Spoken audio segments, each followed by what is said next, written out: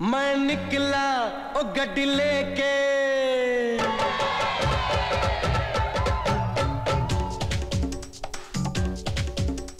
ओ हो,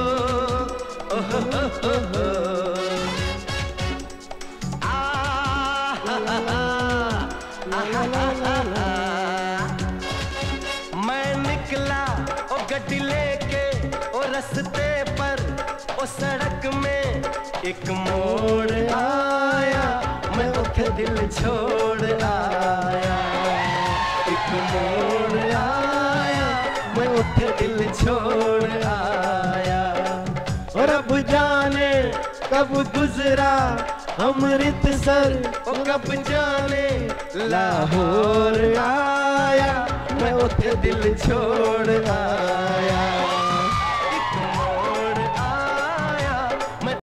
good evening भाई, good evening, good evening सारे जी। की हाल चाल जी? वधिया हो सारे? तंदुरुस्त हो? फैमिली वधिया एकदम? चलो बहुत वधिया वधिया ही होना चाहिए जी।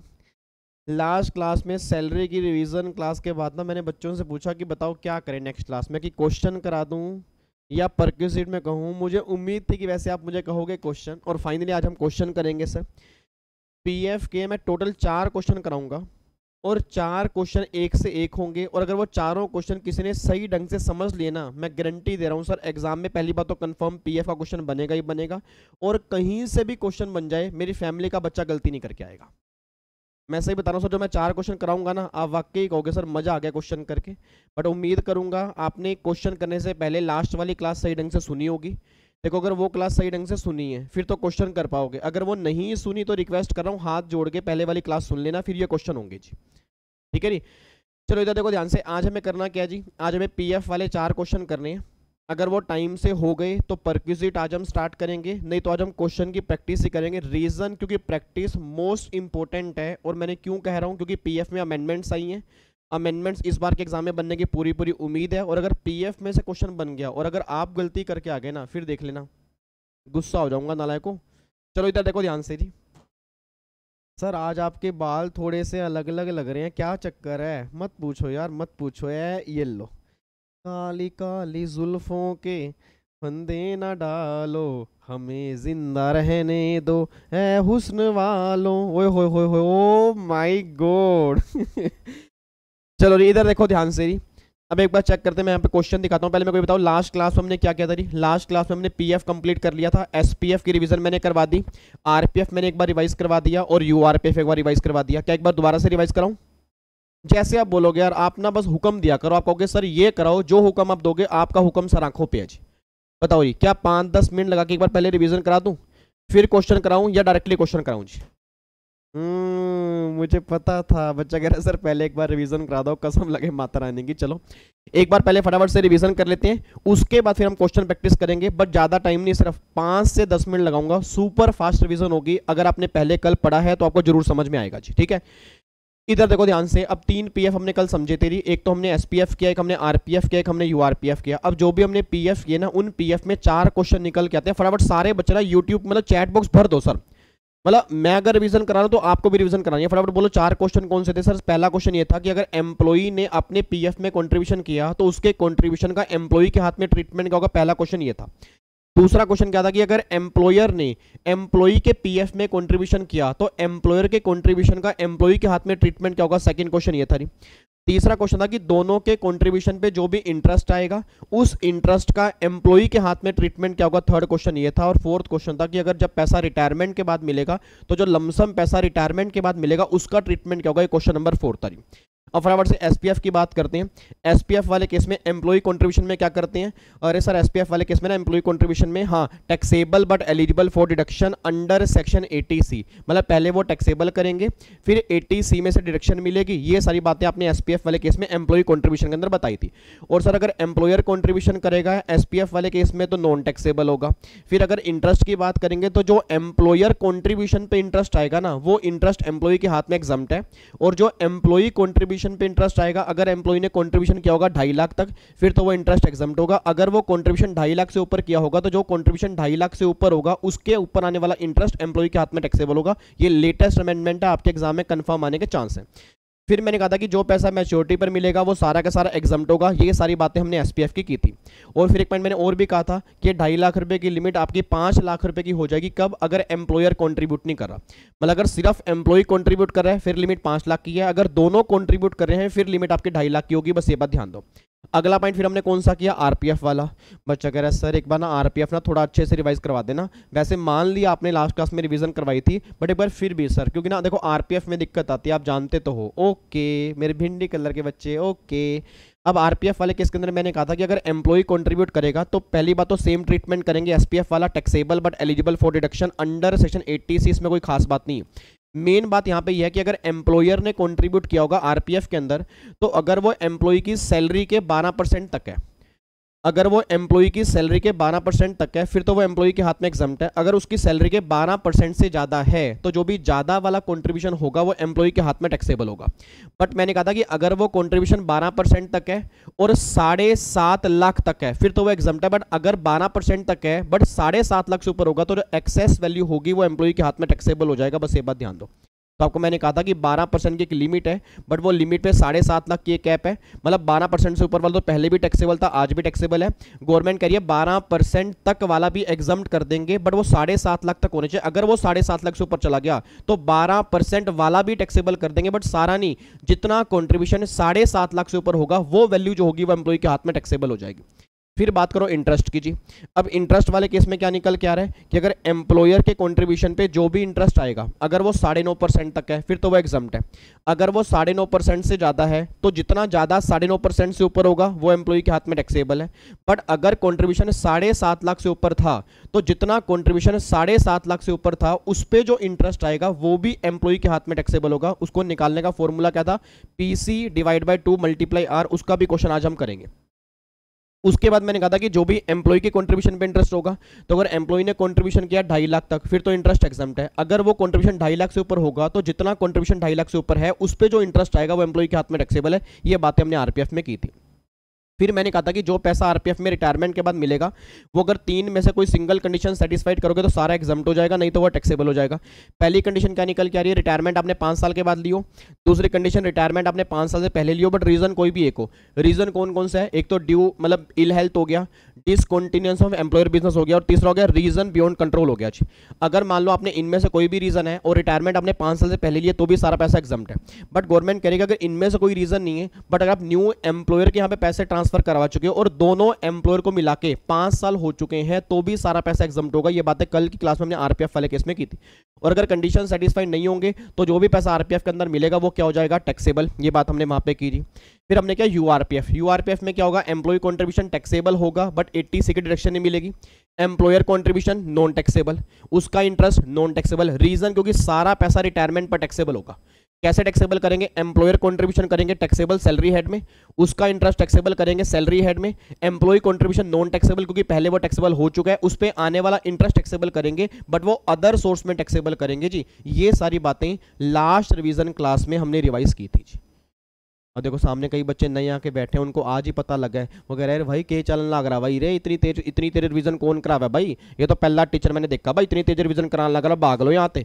अरे मेरे बच्चे भागो मत, पहले पिछले वाली रिवीजन देख लेना सर, ठीक है? उसके अंदर मैंने पूरा 1 घंटा लगा के रिवाइज कराया है, बट उससे पहले आपने क्लास के अंदर ही पढ़ा होगा। ये तो सुपर फास्ट रिवीजन है कि जो 1 घंटा लास्ट क्लास के अंदर पढ़ा उसको फटाफट से मैंने रिवाइज करवा दिया जी, ठीक है?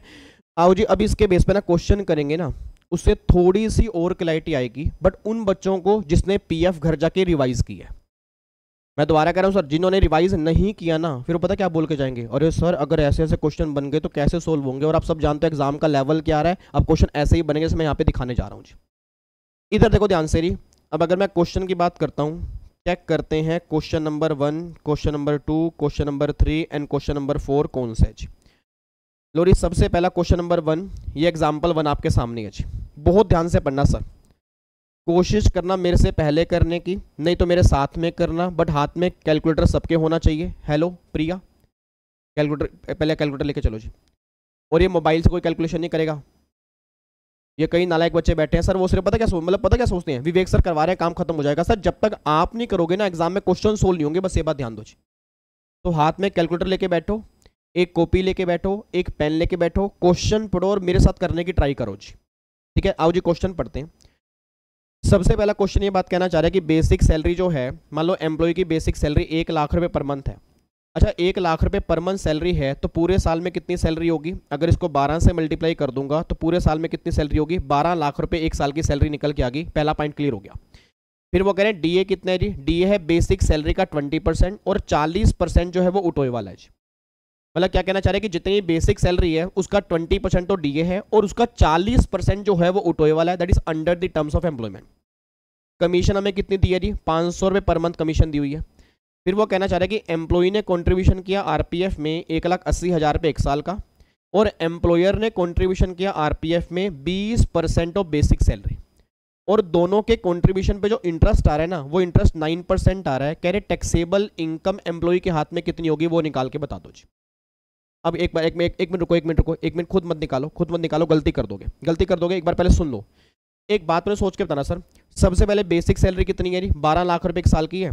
तो पहले ऐसा करते हैं, यहाँ पे लिखते हैं बेसिक सैलरी हमारी है 1 लाख रुपए पर मंथ है, तो पूरे साल की सैलरी हो गई 12 लाख रुपए, ये हमारी बेसिक सैलरी है। अच्छा, इसमें डीए कितना जोड़ दूंगा जी? डीए कितना जोड़ूंगा? जल्दी बताओ, डीए कितना जोड़ूंगा सर? डीए 20% जोड़ूंगा, या जो 20% आएगा उसका 40% जोड़ूंगा?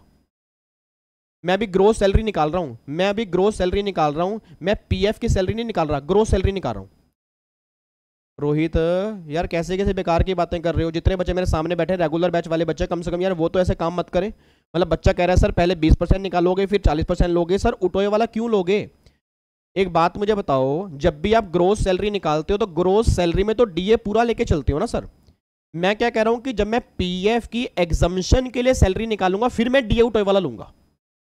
मैंने कल भी कहा था सर आपको कि अगर आरपीएफ में कंट्रीब्यूशन करेंगे तो उसकी सैलरी के 12% तक अलाउड है। अब 12% किसका? सैलरी का ना। और सैलरी का मतलब क्या होगा? बेसिक प्लस में डीए उठोए वाला प्लस में commission percentage based on turnover. पर वो तब होगा जब पीएफ के लिए सैलरी निकालेंगे। अभी हम क्या निकाल रहे हैं? ग्रोस सैलरी निकाल रहे हैं। तो जब भी आप ग्रोस सैलरी कैलकुलेट करोगे तो बेसिक सैलरी पूरी लोगे, डीए भी यहाँ पे पूरा लेके चलोगे। तो अगर बेसिक सैलरी 12 लाख रुपए है, उसका 20% कितना आ गया? 2,40,000 रुपये हमारा यहाँ पे डीए निकल के आ गया। कोई दिक्कत तो नहीं है। कमीशन लेके चलोगे नहीं, यहाँ पे कमीशन कितनी आ रही है? कमीशन हमारी है 500 रुपये पर मंथ है। तो अगर 500 पर मंथ है तो 500 × 12 कितना हो गया? 6,000 रुपये। 6,000 रुपये हमारी कमीशन निकल के आ गई। चलिए 6,000 रुपये हमारी कमीशन निकल के आ गई। मैं दोबारा बोलूँगा, बेसिक सैलरी 12 लाख रुपये, डीए जो है वो 2,40,000 रुपये, कमीशन जो है वो 6,000 रुपये है। यहाँ तक कोई दिक्कत तो नहीं है। अब आगे देखना जी, एम्प्लॉई ने कॉन्ट्रीब्यूशन किया आरपीएफ में, कितना कॉन्ट्रीब्यूशन किया जी? 1,80,000 रुपये। मेरे को बस ये बता दो सर, 1,80,000 रुपये का इसमें ट्रीटमेंट क्या करूंगा? 1,80,000 का जो एम्प्लॉय ने कंट्रीब्यूट किया उसका इस कैलकुलेशन में क्या कोई ट्रीटमेंट होगा या नहीं होगा? देखो जितने बच्चे अच्छे से पढ़ के आए हैं वो तो आंसर दे रहे हैं सही, और बाकी सब नालायकों का जमावड़ा है। मैं अकेला ही चला था जानिबे मंजिल, मगर नालायक साथ आते गए और कारवां बढ़ता गया। तो एक बात मुझे बताओ, बच्चा कह रहा है सर 1,80,000 रुपये ऐड करेंगे। भाई ऐड क्यों करेंगे? ये बताना, ऐड क्यों करेंगे जी? क्यों ऐड करेंगे? कुछ कहना रोहित है, क्या कहना चाह रहे हो? क्योंकि आपने कहा था taxable but eligible for deduction, तो टैक्सेबल का मतलब तो ऐड होगा ना। एक बात मुझे बताओ सर, जब ऊपर मैं बेसिक सैलरी पूरी ले चुका हूं तो फिर 180 ऐड क्यों करोगे? याद करो मैंने कल एग्जाम्पल दिया था आपको जी। मैंने एग्जाम्पल दिया था कि अगर मान लो 100 रुपये की मेरी बेसिक सैलरी है, उसमें 10 रुपये आरपीएफ में कंट्रीब्यूट किया तो मुझे 90 रुपये मिलेंगे। तो मैं क्या करूंगा? 90 में 10 रुपये ऐड करूंगा तो ऑटोमेटिकली वो 100 रुपये हो गए ना। और अगर मैंने 100 रुपये ही पूरे ले लिए तो ऑटोमेटिकली ये कंट्रीब्यूशन तो उसमें ऐड ही है। सर नहीं यार, ये मेरी बात समझ में। एक बात मुझे सोच के बताओ यार, मेरा क्वेश्चन बस पूरी क्लास से ये है कि जब मैंने बेसिक सैलरी ऑलरेडी 12 लाख रुपये ले रखी है तो जो एम्प्लॉय जो है वो आरपीएफ में कंट्रीब्यूट करता है, वो किसका करता है? बेसिक सैलरी का ही तो करता है। अब या तो मैं क्या करूं, बेसिक सैलरी में से पहले यहां पे क्या करूं? 180 माइनस करूं, और 180 माइनस करने के बाद ऊपर बेसिक सैलरी लूं 10,20,000 रुपये, फिर 180 ऐड करूं। बट जब मैंने ऑलरेडी बेसिक सैलरी ही 12 लाख रुपए ले ली है तो गलती से भी ना 180 ऐड मत कर देना इसमें। अब देखो जिन बच्चों ने पहले पढ़ा है उनको तो पल्ले पड़ रहा है, जो बच्चे पहली बार पढ़ रहे हैं या उन्होंने कभी ये कॉन्सेप्ट देखा ही नहीं है उनको दिक्कत आ रही है सर। उनको ये समझ नहीं आ रहा कि सर यहाँ पे ना 180 ऐड क्यों नहीं कर रहे, क्योंकि हमने तो आज तक यही सुना कि 180 तो ऐड होना चाहिए क्योंकि वो टैक्सेबल है। नो डाउट मेरे बच्चे टैक्सेबल है, बट एक बात मुझे बताओ सर, अगर 12 लाख में यहाँ पे आप 180 ऐड कर दोगे तो आपने डबल इफेक्ट डाल दिया ना, क्योंकि 180 तो कहीं ना कहीं 12 लाख के अंदर ऐड है ही है। भाई आपने बेसिक सैलरी पूरी ले ली, या तो आप क्या कहो कि 12 लाख में से 180 माइनस करने के बाद 10-20 लूंगा, फिर 180 ऐड करूंगा, मुझे कोई दिक्कत नहीं है, वो ऑटोमेटिकली 12 लाख रुपए आएगी। और जब बेसिक सैलरी ही आपने 12 लाख रुपए ले ली है, मैंने क्लास में भी कहा था, उस केस में फिर दोबारा से आप ऐड नहीं करोगे। ठीक है जी। अब रटने वाला बच्चा एक बात ध्यान दें, उनकी बारी आ गई जी। देखो समझने वाले बच्चों को समझ में आ चुका होगा, रटने वाले बच्चे भी एक बात ध्यान दें, अगर आप बेसिक सैलरी ऊपर पूरी ले चुके हो और अगर एग्जाम में क्वेश्चन बनता है कि एम्प्लॉय कंट्रीब्यूशन इन आरपीएफ, तो गलती से भी कोई ट्रीटमेंट मत करना। रीजन बिंग, क्योंकि जब बेसिक सैलरी हम पूरी ले चुके हैं तो एम्प्लॉय कंट्रीब्यूशन उसमें ऑलरेडी ऐड है, हमें भी ऐड करना है, हम कोई ट्रीटमेंट नहीं करेंगे। ठीक है जी। तो यहाँ पे मैं कोई भी ट्रीटमेंट नहीं करूंगा, या मैंने ब्लैंक कर दिया जी। उसके बाद एम्प्लॉयर ने कंट्रीब्यूशन किया जी। अब बताओ एम्प्लॉयर ने जो कंट्रीब्यूशन किया वो हम कितना टैक्सेबल करेंगे। एम्प्लॉयर ने कितना कंट्रीब्यूशन किया जी? बेसिक सैलरी का 20%। अब आवाज मार देना जी। एम्प्लॉयर ने बेसिक सैलरी का 20% कंट्रीब्यूशन किया। अच्छा, अलाउड कितना होता है? 12%। तो क्या मैं ये कहूं कि 8% टैक्सेबल है?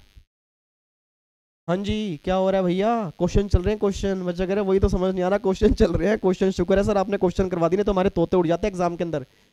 एक बात मैं सोच के बताओ सर, उसने कंट्रीब्यूशन किया 20% ऑफ बेसिक सैलरी, तो अलाउड हमें कितना है? 12%। तो क्या 12% बेसिक सैलरी का अलाउड है या सैलरी का? सैलरी का। तो आप गलती से भी ये मत कह देना कि सर 20% कंट्रीब्यूशन किया, 12% अलाउड है, तो 8% टैक्सेबल। आंसर इज नो, क्योंकि जो उसने कंट्रीब्यूशन किया है वो बेसिक सैलरी का किया है, और जो एग्जम्पशन हमें मिलेगी ना वो सैलरी का 12% मिलेगी, बस ये बात ध्यान दो। तो उसके लिए सैलरी हमें अलग निकालनी पड़ेगी, और यहां जो कंट्रीब्यूशन किया वो बेसिक सैलरी का 20% की है। तो एक बार आप चेक करना, बेसिक सैलरी मेरी कितनी है जी? 12 लाख रुपए। तो एम्प्लॉयर ने 12 लाख रुपए का 20% अगर कंट्रीब्यूशन किया तो उसने 2,40,000 रुपये कंट्रीब्यूशन किया। अच्छी बात है। अब पहले बताओ 2,40,000 रुपये 7.5 लाख तक है, क्योंकि 7.5 लाख की एक लिमिट होती है ना। अब ये 2,40,000 रुपये 7.5 लाख तक है, तो ये सारा का सारा अलाउड है, कोई दिक्कत नहीं है। 7.5 लाख की एक लिमिट होती है। अब एक बताओ, बेसिक सैलरी का 20 कंट्रीब्यूट किया, 2,40,000 रुपये, कोई दिक्कत तो नहीं है। अच्छा, अब हमें एग्जम्पशन कितनी मिलेगी? 12%। 12% किसका? सैलरी का। सैलरी मीन्स क्या होता है? बेसिक सैलरी प्लस में डीए उठोए वाला प्लस में commission percentage based on turnover. अब अगर बेसिक सैलरी यहाँ पे देखूंगा जी, बेसिक सैलरी तो मेरी 12 लाख रुपए है ही है, और डीए जो है ना वो 20% है बेसिक सैलरी का, फिर उसका 40% उठोए वाला। तो हमें लेना कौन सा उठोए वाला लेना है? तो अगर 12 लाख रुपए है बेसिक, उसका 20% आ गया 2,40,000 रुपये, उसका 40% कितना आ गया जी? 96,000 रुपये। 96,000 आपका डीए उठोए वाला निकल के आ गया जी। कमीशन यहाँ पे नहीं लूंगा सर। हेलो अंकल, हेलो भैया, भैया भैया भैया, इधर इधर, कमीशन गलती से मत ले लेना जी, कमीशन नहीं आएगी। रीजन बिंग, क्योंकि कमीशन फिक्स वाली है, और कमीशन लेती कौन से है? टर्नओवर वाली। तो अगर कमीशन टर्नओवर वाली लेंगे तो कमीशन फिक्स वाली नहीं लेंगे, कमीशन फिक्स वाली लेनी नहीं है, इसको इग्नोर कर दो। तो बेसिक प्लस में डीए उठोए 12,96,000 रुपये की आपकी सैलरी निकल के आ गई कंप्यूटेशन के लिए। अब 12,96,000 रुपये का 12% आप निकाल लो जी, कितना आएगा? अब अगर 12,96,000 रुपये का 12% निकालूंगा तो मतलब अगर एम्प्लॉयर कंट्रीब्यूशन करता 1,55,520 रुपये, इतना एग्जम्प्ट होता जी। भाई क्या कहा था कल जो हमने रिवीजन किसमें क्या लिखा था कि अगर एम्प्लॉयर एम्प्लॉय की सैलरी के 12% तक कंट्रीब्यूट करेगा फिर तो वो एग्जम्प्ट है। मतलब अगर मैं इस केस में निकालूं कि अगर एम्प्लॉयर एम्प्लॉय के पीएफ में 1,55,520 तक अगर कंट्रीब्यूट करे तो कोई दिक्कत वाली बात नहीं है, बट उसने कंट्रीब्यूट कितना किया? 2,40,000 रुपये। तो 2,40,000 रुपये कंट्रीब्यूशन किया, अलाउड है 1,55,520, तो इसको माइनस कर दोगे, बैलेंस जो होगा वो हो जाएगा टैक्सेबल। तो 84,480 रुपये इतना कंट्रीब्यूशन टैक्सेबल हो गया एम्प्लॉयर का, एम्प्लॉय के हाथ में, ये हमारा निकल के आ गया। सर सुनो ना, अरे sir sir sir sir sir please Vivek sir, please sir, कसम है देख लो अगर आप आगे बढ़े, एक बार दोबारा बताओ ना ये आपने क्या किया, मेरे को तो कुछ पल्ले ही नहीं पड़ रहा सर। मेरे बच्चे, मेरी भिंडी, मेरे गाजरी, मेरे टमाटरी कलर के बच्चे, मैंने ये किया है। देखो सबसे पहली बात तो जो एम्प्लॉय ने कंट्रीब्यूशन किया उसका हम कोई भी ट्रीटमेंट नहीं करेंगे, रीज़न वो बेसिक सैलरी में ऑलरेडी ऐड है। अब जो एम्प्लॉयर ने कंट्रीब्यूशन किया उसने कहा जी बेसिक का 20 किया, तो पहले बेसिक का 20 निकाल लो। अलाउड हमें कितना है? सैलरी का 12। अब सैलरी कौन सी? बेसिक प्लस में डीए उठोए वाला प्लस में कमीशन परसेंटेज, कमीशन यहाँ पे लेंगे नहीं तो बेसिक प्लस में डीए उठोए वाला निकाल लो, वो 12,96,000 रुपये आ गया। इसका मतलब इसका जो है वो 12% तक अलाउड है। अब गवर्नमेंट ये बात कहना चाहिए कि इसका जो 12% अलाउड है ना, मतलब जो भी आपका बेसिक प्लस में डीए निकल के आ रहा है उसका 12% आप निकाल लो। अब 12% तक अगर कंट्रीब्यूट किया होगा उतना तो अलाउड होगा, उसके ऊपर का जो कंट्रीब्यूशन होगा वो एम्प्लॉय के हाथ में टैक्सेबल है। अच्छा मतलब सर आप ये कहना लग रहे कि 12 लाख रुपए का 20% जो हमने कंट्रीब्यूशन किया, भाई वो तो सारा अलाउड ना होगा, बट जो आपने कहा कि 12% हम निकालेंगे उसके लिए सैलरी हम अलग लेंगे क्या? आंसर इज यस, मैं यही कहने लग रहा हूँ जी। मतलब सिंपल सी बात है कि आपको सैलरी कौन सी लेनी पड़ेगी, बेसिक प्लस में डीए उठोए, और वो 1296 है। 1296 का 12% अगर निकालोगे तो इतना आएगा, मतलब इतना कॉन्ट्रीब्यूशन अगर एम्प्लॉयर करे तो उतना एग्जम्प्ट है। उससे ज्यादा अगर कॉन्ट्रीब्यूशन किया होगा तो वह टैक्सेबल है जी। तो टैक्सेबल कितना आएगा जी? इतना। तो ये टैक्सेबल हो गया जी। अब आ जाओ इंटरेस्ट पे। अब इंटरेस्ट यहाँ पे देखो जी, अब एक बार चेक करना, इंटरेस्ट कितना आ रहा है? 9% आ रहा है। अब देखो एम्प्लॉयर अगर कंट्रीब्यूट करेगा तो 9.5% तक एग्जम्प्ट है। 9.5% एग्जम्प्ट है, ये कितना है? 9% तो एग्जम्प्ट हो गया। और अगर एम्प्लॉय ने कंट्रीब्यूशन किया 2.5 लाख तक, तो यहाँ पे कंट्रीब्यूशन किया ही कितना है जी? 1,80,000, तो 2.5 लाख तक है, इसका इंटरेस्ट भी एग्जम्प्ट है। तो इंटरेस्ट का तो हम कोई ट्रीटमेंट नहीं करेंगे, इंटरेस्ट को यहाँ पे इग्नोर कर दोगे, सारा का सारा एग्जम्प्ट है। अब बताओ जी ग्रोस सैलरी कितनी आ गई? 12 लाख रुपये, प्लस में 2,40,000 रुपये डीए, प्लस में 6,000 रुपये कमीशन, प्लस में 84480, तो ये टोटल आ गया जी 15,30,480 रुपये। ये मेरी ग्रोस सैलरी निकल के आ गई जी। 15,30,480 रुपये ये मेरी ग्रोस सैलरी निकल के आ गई। अब इसमें स्टैंडर्ड डिडक्शन माइनस कर दो जी 50,000 रुपये की जी, इसमें ये माइनस कर दो जी, ठीक है जी। एंटरटेनमेंट अलाउंस कुछ है नहीं यहाँ पे, प्रोफेशनल टैक्स है नहीं, तो मेरी टैक्सेबल सैलरी कितनी निकल के आ गई? इसमें से 50,000 अगर माइनस कर दूंगा तो 14,80,480 रुपये ये मेरी टैक्सेबल सैलरी निकल के आ गई। अब उसने टैक्सेबल सैलरी नहीं मांगा, हेलो इधर इधर इधर, उसने टैक्सेबल सैलरी नहीं मांगा, उसने क्या कही? टैक्सेबल इनकम बताओ, टैक्सेबल इनकम। अब 90% बच्चा यहीं पे आंसर देके आएगा। ऑप्शन में ये भी दिया होगा, ऑप्शन में ये भी दिया होगा सर, और पता क्या होगा? ऑप्शन वो कराएगा जी, उसको लगेगा मेरा सही है। 90% बच्चे जो नालायक बच्चे होंगे उनका सबका आंसर ही होगा, क्योंकि वो क्वेश्चन ध्यान से नहीं पढ़ेंगे। उनको क्या लगेगा? टैक्सेबल सैलरी निकालनी है, उसने टैक्सेबल इनकम का है सर। टैक्सेबल इनकम कैसे निकलेगी? इसमें 80C की हमें डिडक्शन माइनस करनी पड़ेगी। सर 80C की हमें डिडक्शन कितनी मिलेगी? याद करो, अगर एम्प्लॉई आरपीएफ में कंट्रीब्यूट करता है, अगर एम्प्लॉई आरपीएफ में कंट्रीब्यूट करता है तो 80C की डिडक्शन क्लेम करेगा, बट 80C की लिमिट कितनी है? 1.5 लाख रुपए। उसने कंट्रीब्यूशन कितना किया? 180, तो अलाउड 1.5 लाख रुपए ही होगा चाहिए सर। 80C में उसने कंट्रीब्यूट किया 180, अलाउड कितना करेंगे? मैक्सिमम 1.5 लाख रुपए अलाउड करेंगे, इससे ऊपर अलाउड कर ही नहीं सकते। तो इसमें से अगर मैं 1.5 लाख रुपए और माइनस कर दूंगा 80C के, तब जाके मेरी टैक्सेबल इनकम निकल के आएगी। और यहाँ पे अगर 150 माइनस कर दूंगा तो भगवान झूठ ना बुलवाए 13,30,480 ये मेरी टैक्सेबल इनकम निकल के आ रही है जी। ओ माय गॉड, मजे आ गए सर, कमाल कर दिया आपने क्वेश्चन भाई साहब। हमने सर सही कहा कि आप हमें क्वेश्चन करवा दो। नहीं नहीं सही में सर, अगर आप हमें क्वेश्चन नहीं करवाते, अगर ये क्वेश्चन हमारे एग्जाम के अंदर बन जाता, हमारे तोते उड़े पड़े थे। ऐसे तो अभी भी उड़े पड़े हैं सर, वैसे हम अगर झूठ ना बोले अभी हमारे तोते उड़े पड़े, बट हाँ कुछ तो हमें समझ में आ गया ना करना क्या है। बाकी एक दो बार अगर पीछे करके दोबारा सुनेंगे तो फिर हमें सारा समझ में आ जाएगा, ठीक है जी। एक बार अब दोबारा से मैं क्वेश्चन दिखा रहा हूँ सर, 2 मिनट में दोबारा से बताऊंगा, फिर मैं अगले क्वेश्चन पे आऊंगा जी। और अगला क्वेश्चन इसका भी उस्ताद है, अगला क्वेश्चन ना इसका भी उस्ताद है, बहुत मजेदार क्वेश्चन है, ठीक है। बट पहले कम से कम ये तो समझ में आए जी। आओ जी एक बार देखते हैं क्वेश्चन दोबारा क्या था। Basic salary 1 lakh per month थी, डीए बेसिक का 20% था। जितने बच्चे बातें कर रहे हैं ना, जितने बच्चे बातें कर रहे हैं सामने कि ये कैसे आया, वो कैसे आया, ये बता दो, वो बता दो, अब वो दोबारा सुन लें। और यहाँ पे चैट बॉक्स बंद कर दें, चैट में कोई भी नहीं बताएगा सर। ये चैट को ना परिवार मत बनाओ सर। यहाँ पे मेरी बातों को सुनो, समझ में आएंगी, नहीं आएंगी दोबारा सुनना, नहीं तो वीडियो खत्म होने के बाद कमेंट बॉक्स में डालना, लाइव के अंदर मत डालो क्योंकि डिस्ट्रैक्शन होगी। और एक बार मैं दोबारा रिपीट कर रहा हूँ, मैं फिर कह रहा हूँ, जिसने पहले सही ढंग से पढ़ा है उसका तो कॉन्फिडेंस बढ़ेगा, जिसने पहले नहीं पढ़ा ना उसको दिक्कत आएगी। और एग्जाम में ऐसे ऐसे क्वेश्चन बनेंगे, नहीं विश्वास तो मैं आपको एग्जाम में दिखा दूंगा, इस बार के पीएफ का क्वेश्चन पक्का बना हुआ है, क्योंकि अमेंडमेंट्स आई हैं सर, और अमेंडमेंट में से कंफर्म क्वेश्चन बनेगा, ये मैं आपको गारंटी दे रहा हूँ जी, ठीक है जी। अब एक बार चेक करना क्वेश्चन क्या था। Basic salary 1 lakh per month है, ये बेसिक सैलरी का 20% है, 40% उठोए वाला है, कमीशन 500 है। एम्प्लॉय ने कंट्रीब्यूट किया 1,80,000, एम्प्लॉयर ने किया बेसिक सैलरी का 20, इंटरेस्ट 9% है। पहले इंटरेस्ट वाला क्लेश खत्म करते हैं। इंटरेस्ट जो होगा वो नॉन टैक्सेबल होगा। नॉन टैक्सेबल क्यों होगा? क्योंकि वो 9% है। एम्प्लॉय वाले का भी नॉन टैक्सेबल होगा, रीजन बिंग कंट्रीब्यूशन 2.5 लाख तक है, तो इंटरेस्ट तो एग्जम्प्ट हो गया।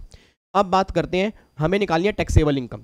टैक्सेबल इनकम कैसे है कि पहले हम ग्रोस सैलरी निकालेंगे। ग्रोस सैलरी बेसिक सैलरी पूरी ले लोगे 12 लाख रुपए, डीएम पूरा लेके चलेंगे, 12 लाख रुपए का 20% 2,40,000 रुपए, कमीशन 500 है जी, 6,000 रुपए कमीशन ले लोगे, कोई दिक्कत वाली बात तो नहीं है। फिर यहाँ पे एम्प्लॉय कंट्रीब्यूशन 1,80,000, हम कोई भी ट्रीटमेंट नहीं करेंगे, रीजन बिंग क्योंकि वो ऑलरेडी बेसिक सैलरी में ऐड है। मैं दोबारा से लाइन पता क्यों बोल रहा हूँ, क्योंकि आप में से भी कई नालायक बच्चे हैं जो इसको सुन नहीं रहे, अभी फिर भी कई बच्चे हैं जो गलती करके आएंगे। मैं दोबारा कह रहा हूँ, गलती से भी एम्प्लॉय कंट्रीब्यूशन मत जोड़ देना, रीजन बिंग क्योंकि वो बेसिक सैलरी में ऐड है, और अगर वो आपने दोबारा जोड़ दिया ना तो वो डबल इफेक्ट आ जाएगा जी। या तो बेसिक सैलरी कम लो, बेसिक सैलरी माइनस करके लो, फिर उसमें ऐड कर दो, बात तो एक ही है। तो जब मैंने बेसिक सैलरी ही पूरी ले ली है तो दोबारा से एम्प्लॉय कंट्रीब्यूशन नहीं जोड़ोगे, बस ये बात ध्यान दो जी, ठीक है। फिर एम्प्लॉयर कंट्रीब्यूशन, उसने कितना कंट्रीब्यूट किया, आपकी बेसिक सैलरी के 20%, बेसिक कितनी है 12 लाख रुपए, उसका 20 कितना है, 2,40,000 रुपए उसने कंट्रीब्यूट किया, 240, बट अलाउड कितना है सैलरी का 12। अब सैलरी निकालो, बेसिक 12 लाख रुपए, डीए उठोए वाला, तो 12 लाख रुपए का 20% उसका निकालो 40, 96 आ गया जी। तो 12,96,000 रुपए कमीशन नहीं लेंगे क्योंकि कमीशन फिक्स वाले कमीशन टर्नओवर वाली लेते हैं जी। तो 12,96,000 रुपए का 12% निकाल लोगे, अगर 12,96 का 12% निकालोगे तो 1,55,520 आएगा, मतलब इतना कॉन्ट्रीब्यूशन अलाउड है।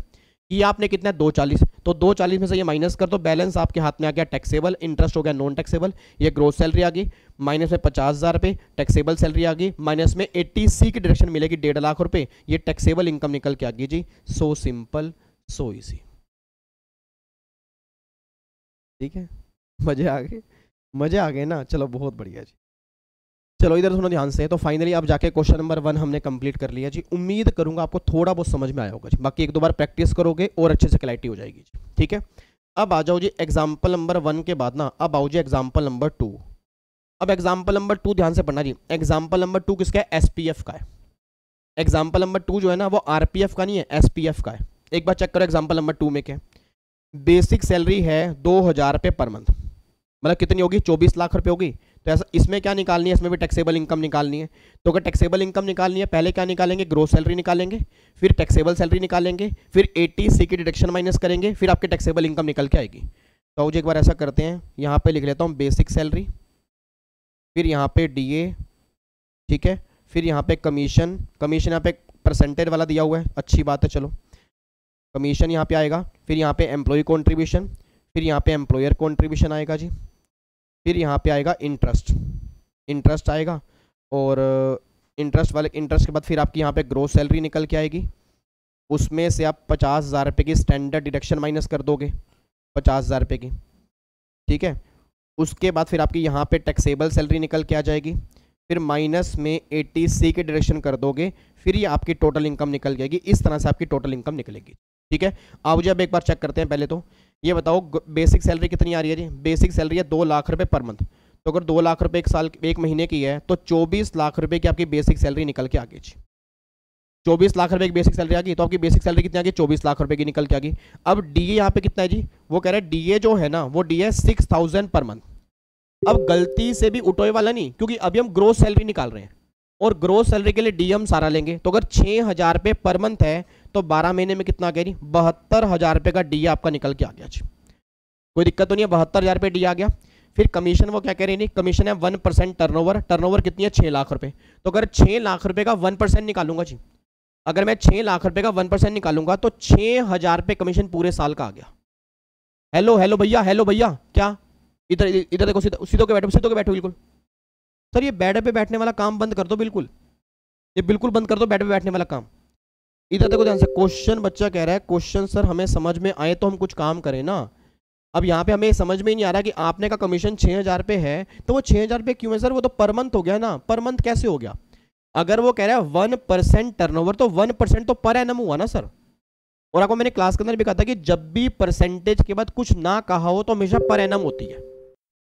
तो अगर 6 लाख रुपए उसका वन कितना आ गया 6,000 रुपये, तो कमीशन मेरी कितनी आ गई, कमीशन मेरी 6,000 रुपये निकल के आ गई।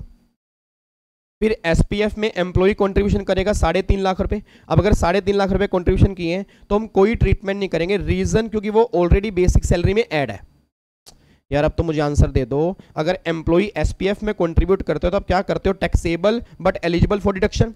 अब टैक्सेबल मींस क्या कि ऐड करेंगे, जब मैंने ऑलरेडी बेसिक सैलरी पूरी ले लिया तो क्या दोबारा से मैं ऐड करूंगा। मेरे बाबू मेरे भिंडी एक बात बताओ, अगर आपने बेसिक सैलरी ऊपर पूरी 24 लाख रुपए ले ली है तो क्या दोबारा से एसपीएफ वाला एम्प्लॉय कंट्रीब्यूशन ऐड करूंगा, आंसर इज नो ना। तो यहाँ पे कुछ भी नहीं करेंगे जी, ठीक है जी। एम्प्लॉयर ने जो कंट्रीब्यूशन किया बेसिक सैलरी का 15% किया। ये बता दो बस कि जो एम्प्लॉयर ने एम्प्लॉय के एसपीएफ में कंट्रीब्यूशन किया अपनी सैलरी का 15%, एम्प्लॉयर ने एम्प्लॉय के एसपीएफ में कंट्रीब्यूशन किया सैलरी का, सैलरी भी कौन सी, बेसिक सैलरी का 15%, इसका ट्रीटमेंट क्या करेंगे एम्प्लॉय के हाथ में? सर एसपीएफ में अगर एम्प्लॉयर कंट्रीब्यूशन करता है तो क्या ट्रीटमेंट करते हो आप एम्प्लॉय के हाथ में? बोलो नालायको, बोलो बोलो बोलो बोलो बोलो बोलो बोलो, नॉन टैक्सेबल, नॉन टैक्सेबल बोलो ना, क्योंकि एसपीएफ वाले केस में तो टैक्सेबल होता ही नहीं है। ये क्वेश्चन आरपीएफ का नहीं है, एसपीएफ का है। कई नालायक बच्चे कह रहे हैं देखो 12%, 12%, 12% कहां से? सर वो 12% तो आरपीएफ वाले केस में है, मैं दोबारा बोलूंगा 12% तो आरपीएफ वाले केस में है, ये एसपीएफ की बात चल रही है। तो एसपीएफ वाले केस में जो भी एम्प्लॉयर कंट्रीब्यूशन करेगा एसपीएफ में तो वो होता है नॉन टैक्सेबल, तो यहां पे भी कुछ भी टैक्सेबल नहीं होगा, ठीक है। अच्छा इंटरेस्ट, अब इंटरेस्ट जो एम्प्लॉयर के कंट्रीब्यूशन पे आएगा वो तो सारा एग्जम्प्ट होता है।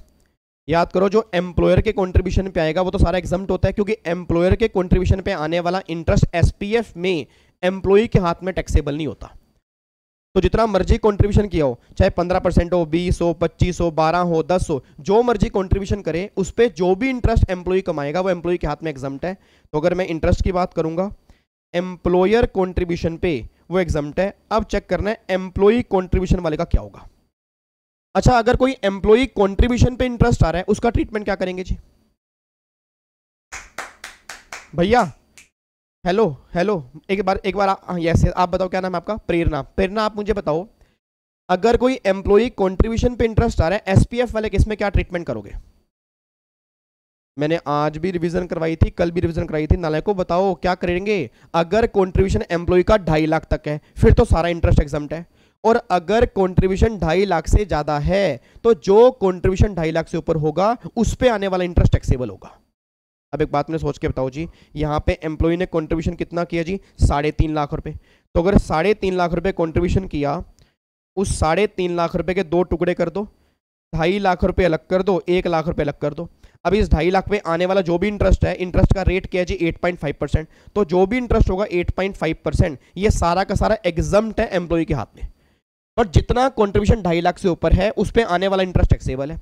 तो 1 लाख रुपए का अगर मैं 8.5% निकाल लूंगा तो 1 लाख रुपए का 8.5% कितना आएगा जी? 8500 रुपये। ये इंटरेस्ट टैक्सेबल हो जाएगा। Sir sir sir sir sir sir sir sir sir sir sir सुनो ना, सुनो एक बार ये दोबारा बताना सर आपने क्या कहा है? अरे नहीं नहीं नहीं सर कुछ भी पल्ले नहीं पड़ा, ये आपने क्या कर दिया? अभी तो आपने ऊपर वाले क्वेश्चन में कुछ और बात कर रहे थे। ऊपर वाला क्वेश्चन पहली बात आरपीएफ का था, ये एसपीएफ का है। ऊपर वाले में आरपीएफ की बात थी, एसपीएफ की बात है सर। और एक बार ना जो मैंने कल डायग्राम आपको दिखाया है, ये जो रेगुलर बैच वाले बच्चे होंगे, मैंने क्लास में जो डायग्राम बनवाया था उसको एक बार सही ढंग से देख लो। आपके क्वेश्चन बच्चों वाले हैं, ऐसे क्वेश्चन हमने एग्जाम में क्लास के अंदर कई सारे हमने क्लास में क्वेश्चन किए हैं, कई सारे हमने ऐसे क्वेश्चन किए हैं जी जो अभी मेरा बैच चल रहा है, ठीक है। प्रीवियस वाले बच्चों ने नहीं किए होंगे, रीजन बिंग क्योंकि अमेंडमेंट अभी आई है।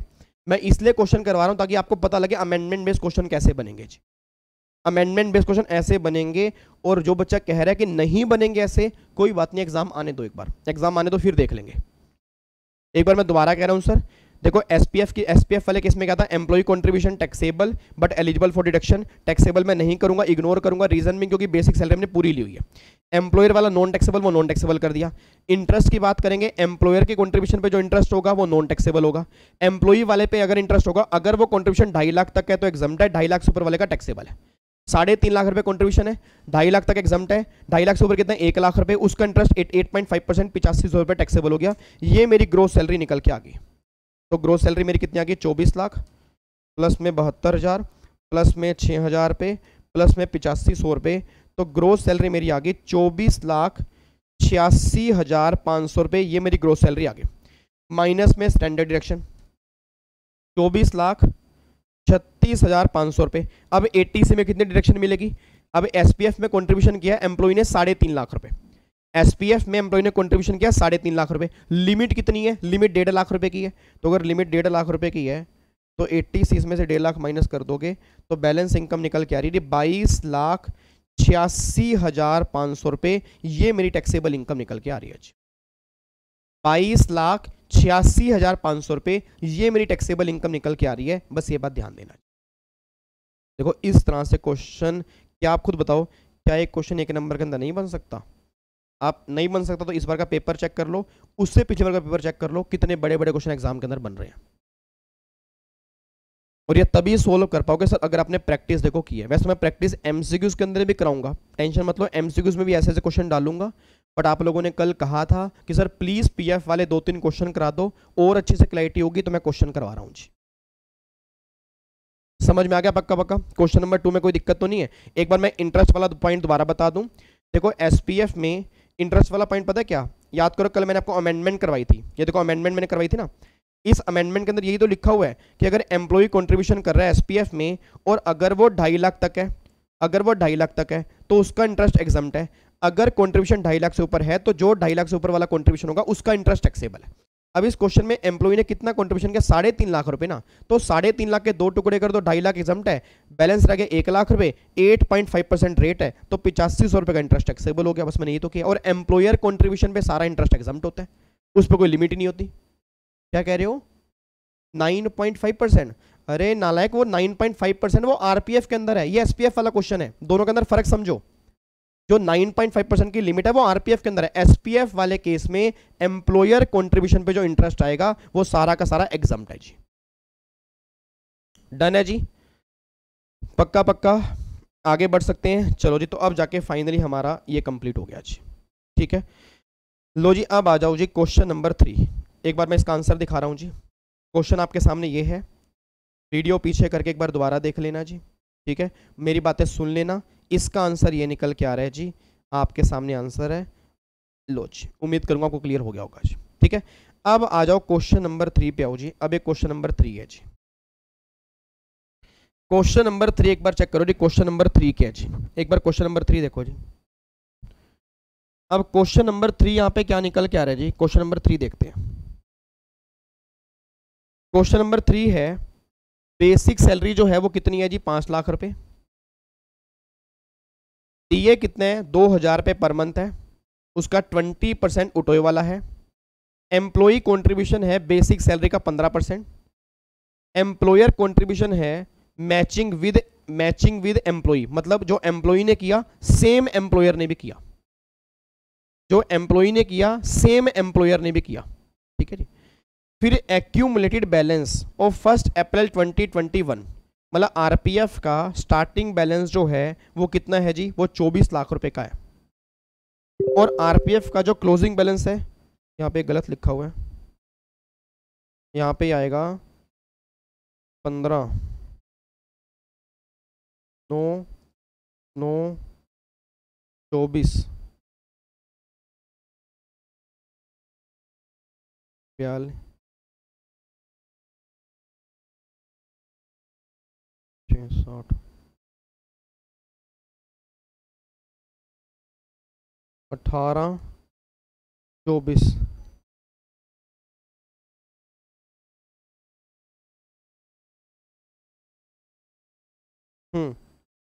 यहाँ पे निकल क्या रहा है जी? 18 और 48 लाख रुपए। ये एक्यूमुलेटेड बैलेंस जो है, क्लोजिंग बैलेंस जो है ये 48 लाख रुपए का जी। ये क्लोजिंग बैलेंस जो है वो 48 लाख रुपए का है। अब सुनना ध्यान से जी, अब इंपॉर्टेंट क्वेश्चन आ चुका है जी। अब इंपॉर्टेंट क्वेश्चन आ चुका है, अब यहाँ पे थोड़ा ध्यान लगाओ जी। अब थोड़ा सा यहाँ पे ध्यान लगाओ, एक बात मैंने सोच के बताना जी। और यहाँ पे मुझे बताना पता क्या है? यहाँ पे मुझे बताना क्या है? एक चीज बतानी है सिर्फ, interest on employer contribution. Interest on employer contribution कितना टैक्सेबल होगा? मतलब मुझे सिर्फ ये नहीं बताना एम्प्लॉय वाले का क्या होगा, जो एम्प्लॉयर कंट्रीब्यूशन पे इंटरेस्ट आएगा उसका ट्रीटमेंट क्या होगा एम्प्लॉय के हाथ में, बस मुझे ये बताना है जी। अब ये है थोड़ा सा टेढ़ा क्वेश्चन, थोड़ा सा टेढ़ा क्वेश्चन है, इसको यहाँ पे ध्यान लगा के करो जी, नहीं तो आप एग्जाम में गलती करके आओगे। और ऐसा ही सेम क्वेश्चन मैं अभी इसके बाद भी कराऊंगा, जो मैंने कहा था ना PC divide by 2 multiply R। एक और क्वेश्चन मैं ऐसा कराऊंगा, ये वाला है जो मैंने अमेंडमेंट क्लास के अंदर भी करवाया था, बट कई बच्चों ने अमेंडमेंट क्लास देखी नहीं है, वो बातें मेरी सुनते नहीं है, तो जो बातें मेरी नहीं सुनते उनके लिए मुझे करवाना तो पड़ेगा ही। ये वाला क्वेश्चन भी कराऊंगा अभी। बट ये वाला क्वेश्चन आपको समझ में ही तब आएगा, ये वाला क्वेश्चन आपको समझ में ही तब आएगा जब पहले आप ये वाला क्वेश्चन करोगे जी। ठीक है नी।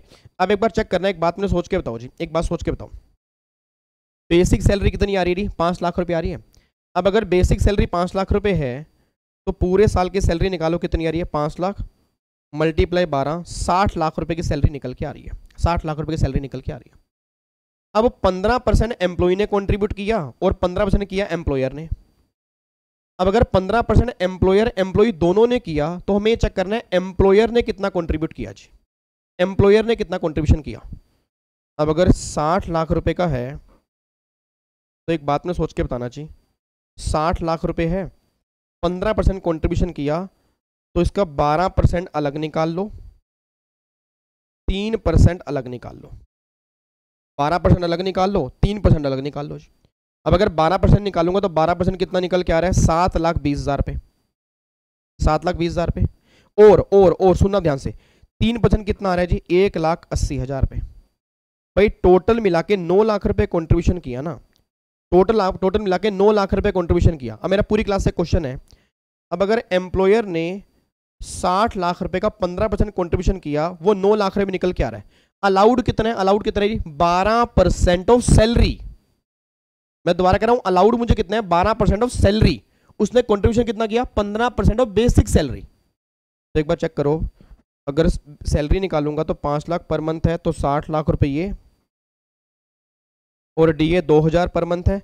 उठोए वाला कितना बनेगा? 400 रुपये। तो 400 मल्टीप्लाई 12 कितना हो गया जी? 4800 रुपये। तो अगर मैं चेक करूंगा यहाँ पे 2000 पर मंथ है, उसका 20% हो गया जी 400 रुपये मल्टीप्लाई 12, 4800 रुपये, और 60 लाख रुपये सैलरी आ रही है तो ये हो गया 600,4800। इसका 12% मुझे अलाउड है, तो इसका 12% अगर मैं निकाल लूँगा तो कितना आएगा? 720,576। इतना कॉन्ट्रीब्यूशन मुझे अलाउड है। अब उसने कंट्रीब्यूशन कितना किया जी? 9 लाख रुपए, और अलाउड कितना है? 720, 576, इतना मुझे अलाउड है। तो अगर इतना मुझे अलाउड है तो बैलेंस एम्प्लॉय के हाथ में टैक्सेबल कितना हो गया? 179,424। इतना एम्प्लॉय के हाथ में टैक्सेबल है, बट मुझे ये नहीं बताना, मुझे ये नहीं बताना उसके हाथ में टैक्सेबल कितना है सर।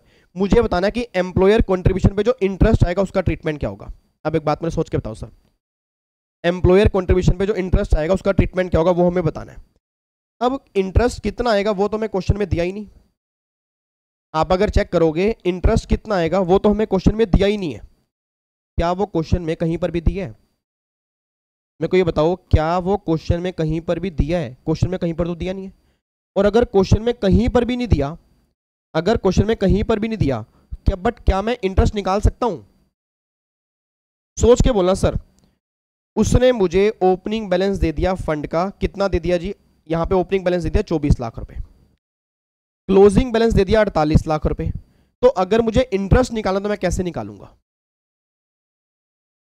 एक बच्चा तो ऐसे पकड़ के बैठ गया सिर, अरे भाई ये हमारे सिलेबस में है नहीं, ये सिलेबस में है सर, ये हमारे सिलेबस में ये पीएफ वाला टॉपिक है, ये मतलब ये हमें लग रहा है ये पीएफ वाला टॉपिक नहीं है सर, ये नहीं है, ये टॉपिक हमारे सिलेबस में नहीं है, क्योंकि हमें समझ में नहीं आ रहा ये ऐसा टॉपिक तो हमारे सिलेबस में कैसे ना, मतलब ही नहीं है टॉपिक हमारे सिलेबस में। एक बार आईसीएसई का सप्लीमेंट देख लेना, अपना मॉड्यूल देख लेना, क्योंकि आपको मेरी बात पे विश्वास तो है नहीं। एक बार मॉड्यूल देख लेना, सप्लीमेंट देख लेना, उसके बाद फिर मुझे बात करना कि ये टॉपिक आपके सिलेबस में है या नहीं है। सर एक बात मुझे सोच के बताओ, अब अगर मुझे इंटरेस्ट निकाला तो इंटरेस्ट कैसे निकालोगे? याद करो, आपको मैंने बताया भी था कि जो फंड का ओपनिंग बैलेंस होगा, जो भी फंड का ओपनिंग बैलेंस होगा उसमें एम्प्लॉयर कंट्रीब्यूशन जोड़ दोगे, एम्प्लॉय कंट्रीब्यूशन जोड़ दोगे, और अगर इंटरेस्ट जोड़ दोगे तो क्लोजिंग बैलेंस मेरा निकल के आ जाता है। भाई अगर मुझे क्लोजिंग बैलेंस निकालना, एक बात मुझे बताओ जी, ये मेरा आरपीएफ है, ये मेरा आरपीएफ है। अगर मुझे यहां से वहां तक जाना है, अगर मुझे यहां से वहां तक जाना तो मैं कैसे जाऊंगा? भाई मुझे फंड का ओपनिंग बैलेंस पता है, फंड का क्या क्वेश्चन में मुझे फंड का ओपनिंग बैलेंस नहीं पता? मुझे पता है ना कितना ओपनिंग बैलेंस है, 24 लाख रुपए का है ना। अब 24 लाख से 48 लाख पर कैसे पहुंचे होंगे? सर उसने मुझे कहा क्लोजिंग बैलेंस 48 लाख रुपए है, क्लोजिंग बैलेंस 48 लाख रुपए है और ओपनिंग बैलेंस 24 लाख रुपए है। अब अगर ओपनिंग से क्लोजिंग बैलेंस पे जाना है तो कैसे जाएंगे? ऑब्वियस सी बात है, ओपनिंग बैलेंस प्लस में जो एम्प्लॉयर ने कंट्रीब्यूट किया, प्लस में जो एम्प्लॉय ने कंट्रीब्यूशन किया, प्लस में इंटरेस्ट, तो क्लोजिंग बैलेंस आएगा। अब मुझे क्लोजिंग दी है, एम्प्लॉयर कंट्रीब्यूशन दी है, एम्प्लॉय कंट्रीब्यूशन दिया है, तो क्या मैं इंटरेस्ट नहीं निकाल सकता? मेरे बच्चे, मेरे बाबू, हाँ मेरे बच्चे को सो गया, एक बच्चा सो गया, कह रहा हाँ कथा चल रही है, नारायण नारायण नारायण नारायण, आज मैं का जगराता दर्शन पाएंगे, आएगी शेर वाली माता दर्शन पाएंगे। भाई मेरे कुछ समझ नहीं आ रहा है क्या चल रहा है, ये क्या कह रहे हैं सर, ओपनिंग बैलेंस और ये क्लोजिंग बैलेंस। एक बात मुझे बताओ नालायकों, अच्छा मैं आपको बार बार नालायक कह रहा हूँ, बुरा तो नहीं लग रहा? वैसे मैं दिल से ही कह रहा हूँ नालायकों, दिल से ही कह रहा हूँ मैं आपको। मैं इतना सिंपल क्वेश्चन पूछ रहा हूँ कि अगर मेरे पास ओपनिंग बैलेंस है, अगर ओपनिंग बैलेंस है क्लोजिंग बैलेंस पे जाना तो कैसे जाओगे भाई? ओपनिंग बैलेंस में एम्प्लॉयर कंट्रीब्यूशन जोड़ दोगे, एम्प्लॉई कंट्रीब्यूशन जोड़ दोगे, इंटरेस्ट जोड़ दोगे तो क्लोजिंग बैलेंस पे आ जाओगे। अब मुझे एम्प्लॉयर कंट्रीब्यूशन पता है, एम्प्लॉई कंट्रीब्यूशन पता है, ओपनिंग बैलेंस पता है, क्लोजिंग बैलेंस पता है, तो क्या इंटरेस्ट नहीं निकाल पाओगे? क्यों नहीं निकाल पाऊंगा? अब एक बात बताना, 24 लाख रुपए ओपनिंग बैलेंस है भाई, 24 लाख रुपए ओपनिंग बैलेंस है ना, और एम्प्लॉयर कंट्रीब्यूशन कितना है? बेसिक का 15%, एम्प्लॉय का भी सेम है, तो बेसिक कितने है जी? 60 लाख रुपए, उसका 15 कितना हो गया? 9 लाख रुपए दोनों ने कंट्रीब्यूशन किया, तो 24 लाख रुपए फंड का ओपनिंग बैलेंस था, 9 लाख रुपए एम्प्लॉय ने कंट्रीब्यूशन किया, 9 लाख रुपए एम्प्लॉयर ने कंट्रीब्यूशन किया, और क्लोजिंग बैलेंस मुझे दिया हुआ है कितना जी? 48 लाख रुपए ना, 48 लाख रुपए दिया हुआ है। अब कुछ नहीं करना, 48 लाख में से ये सारा माइनस कर दो, इंटरेस्ट आ जाएगा। सर इंटरेस्ट ही तो रह गया ना, अगर ये मुझे फाइंड आउट करना है तो क्लोजिंग बैलेंस में से अगर मैं ये माइनस कर दूंगा तो इंटरेस्ट मेरा आ जाएगा ना। एक बार आप चेक करना, 24 लाख प्लस में 9 लाख प्लस में 9 लाख माइनस में 48 लाख, तो अगर आप चेक करोगे 6 लाख रुपए का इंटरेस्ट मेरा निकल के आ गया जी। 6 लाख रुपए का इंटरेस्ट मेरा यहाँ पे निकल के आ गया, 6 लाख रुपए का इंटरेस्ट आ रहा है जी। अब ये निकालना है कि कितने परसेंट है। अब कितने परसेंट है वो कैसे निकाल लेंगे? ओपनिंग बैलेंस प्लस में क्लोजिंग बैलेंस, इसका एवरेज निकाल लो, इसका एवरेज निकाल से आप देख लो, रेट निकाल लो जी। अब 6 लाख रुपए अगर आपने इंटरेस्ट कमाया, कितनी इन्वेस्टमेंट पर एवरेज कितनी इन्वेस्टमेंट है? Opening balance 24 lakh, closing balance 48 lakh, divide by 2 कितना आएगा? 36 लाख। अब अगर 36 लाख पे 6 लाख का इंटरेस्ट कमाया 36 लाख पे, तो कितने परसेंट है सर? ये अप्रोक्सीमेट 16% इंटरेस्ट आ रहा है मेरे ख्याल से, अप्रोक्सीमेट ये 16% इंटरेस्ट आ रहा है, 16.67%। एक बार मैं दोबारा बताऊं कैसे निकाला है। ये 6 लाख रुपए का इंटरेस्ट समझ में आ गया? नहीं आया सर, ये ओपनिंग बैलेंस आपको दिया हुआ है, ओपनिंग बैलेंस दिया हुआ है, एम्प्लॉयर एम्प्लॉय कंट्रीब्यूशन 15% दिया हुआ है, तो बेसिक का 15 निकालोगे कितना आएगा? 9 लाख रुपए निकल के आएगा ना, 9 लाख रुपए निकल के आएगा। तो 24 में 18 लाख जोड़ दो, ठीक है, कितने आ गए? 24 प्लस में 18 कितने हो गए? 42 लाख रुपए, और 48 लाख में से माइनस कर दो तो 6 लाख रुपए निकल के आ गया ना, तो 6 लाख रुपए का इंटरेस्ट आ गया। अब ये कमाया आपने किस पे है? Average investment. एवरेज इन्वेस्टमेंट मतलब ओपनिंग बैलेंस प्लस में क्लोजिंग बैलेंस डिवाइड बाय 2, वो कितनी निकल के आ रही है? 36 लाख रुपए। तो 6 लाख रुपए अगर 36 लाख रुपए कमाए तो इंटरेस्ट आपने पता कितना कमाया? 16.5% के अप्रोक्सीमेट। अब 9.5% इंटरेस्ट तो टैक्सेबल है जी, 9.5% जो इंटरेस्ट आता है वो तो टैक्सेबल है, और 9.5% से ऊपर वाला इंटरेस्ट जो होगा वो टैक्स, मतलब 9.5% तक इंटरेस्ट तो एग्जम्प्ट है, 9.5% तक वाला इंटरेस्ट एग्जम्प्ट है, और 9.5% से ऊपर वाला इंटरेस्ट क्या हो जाएगा? टैक्सेबल। ठीक है, अब एक बात मुझे बताओ जी, यहाँ पे 9.5% आप निकाल लो भाई। एम्प्लॉयर ने कंट्रीब्यूशन कितना किया? 9 लाख रुपए किया ना, तो एम्प्लॉयर ने अगर 9 लाख रुपए कंट्रीब्यूशन किया तो 9 लाख रुपए का 9.5% इतना तो एग्जम्प्ट है, और इसमें अगर मैं 9.5% माइनस कर दूंगा तो आएगा 7.16, तो 9 लाख रुपए का 7.16% इंटरेस्ट ये टैक्सेबल निकल के आ जाएगा। तो अगर 9 लाख रुपए एम्प्लॉयर ने कंट्रीब्यूशन किया, इसका 7.16% कितना आ रहा है जी? 64,440 रुपए का ये इंटरेस्ट एम्प्लॉय के हाथ में टैक्सेबल है। सर सच्ची बताना, मतलब क्या ऐसा क्वेश्चन हमारे एग्जाम में आ सकता है? देखो अगर नहीं आ सकता फिर तो हम ऐसे दिमाग खराब करें मत अपना, और अगर आ सकता है तो हमारे समझ में कुछ आ नहीं रहा, तो फिर हम छोड़ जाएंगे। 1 नंबर की बात होगी सर, देखो 1 नंबर तो हम छोड़ सकते हैं ना, सही से बताओ, आप 1 नंबर छोड़ सकते हैं ना, मुझे कोई दिक्कत नहीं सर। देखो मेरा फर्ज है करवाना, और सिर्फ 4 ही क्वेश्चन करने। देखो कमाल के बाद देखो 1 घंटे में 4 क्वेश्चन करने हैं, सिर्फ 4, और अभी तीसरा चल रहा है सर, अभी तो चौथा हमारे सामने आना है, ये वाला क्वेश्चन अभी हमारे सामने आना है, ठीक है जी, अभी तो ये वाला क्वेश्चन ही चल रहा है, और इसमें कुछ भी नहीं है यार। एक बात मुझे बताओ ना, आप पता है आप प्रॉब्लम पता है क्या? आप दिमाग में ना हवा बना के चल रहे हो कि हाय क्या चल रहा है, ये समझ में ही नहीं आ रहा। अगर आपने, आपको मैं दोबारा कह रहा हूँ सर, ये एक बार जाके ना ये पीएफ वाले डायग्राम देख लेना, ये पीएफ वाले डायग्राम हैं जो आपके पास समरी बुक होगी जो टेलीग्राम पे डली हुई है ऑलरेडी, मैं भी रिवाइज वाली नहीं कह रहा, ऑलरेडी उसमें सेम ये सारी समरी बुक मैंने डाली हुई है। अमेंडमेंट नोट्स भी डाले हैं, अमेंडमेंट नोट्स भी टेलीग्राम पर है जी, अमेंडमेंट क्लास भी डाली है। अगर वो आपने सब देखा हुआ है ना तो मैं गारंटी दे रहा हूं ये क्वेश्चन आपको 100% आएगा समझ। नहीं देखा हुआ फिर मैं कुछ नहीं कह सकता जी। भाई सिंपल सी बात है, इस क्वेश्चन में है क्या सर, आप जो इतना डर रहे हो इस क्वेश्चन में है क्या, मेरे को ये बताओ ना। भाई एम्प्लॉय कंट्रीब्यूशन दिया हुआ है, एम्प्लॉयर कंट्रीब्यूशन दिया हुआ है, ओपनिंग बैलेंस दिया हुआ है, क्लोजिंग बैलेंस दिया हुआ है, तो इंटरेस्ट ही तो निकालना है यार।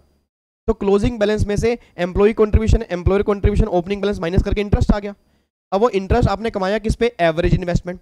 एवरेज इन्वेस्टमेंट मतलब opening balance of fund plus में closing balance of fund divide by 2। तो 24 प्लस में 48 कितना हो गया, 72 डिवाइड बाय 2 36 लाख रुपए। तो 6 लाख रुपए अगर 36 लाख रुपए कमाए तो इंटरेस्ट हो गया 16.5% के अप्रोक्सीमेट। अलाउड कितना है, 9.5%। तो एम्प्लॉयर ने जो भी कंट्रीब्यूशन किया उसका 9.5% निकाल लो। उसने 9 लाख रुपए कंट्रीब्यूट किया, उसका 9.5% एग्जम्प्ट है। 9.5 लाख % से ऊपर वाला जो इंटरेस्ट होगा 7.16 ये एम्प्लॉय के हाथ में टैक्सेबल है। बस मुझे ये बताना था, बस मुझे ये बताना था, बस ये बात ध्यान दो जी। और अगर मैं एम्प्लॉय कंट्रीब्यूशन की बात करूंगा तो 2.5 लाख तक का इंटरेस्ट एग्जम्प्ट होगा। 2.5 लाख से ऊपर का जो भी इंटरेस्ट निकल के आएगा, जैसे 9 लाख रुपए कंट्रीब्यूशन है तो 2.5 लाख से ऊपर कितना कंट्रीब्यूशन हो गया, 5.5 लाख रुपए। तो 5.5 लाख रुपए का जो भी इंटरेस्ट होगा वो एम्प्लॉय के हाथ में टैक्सेबल है।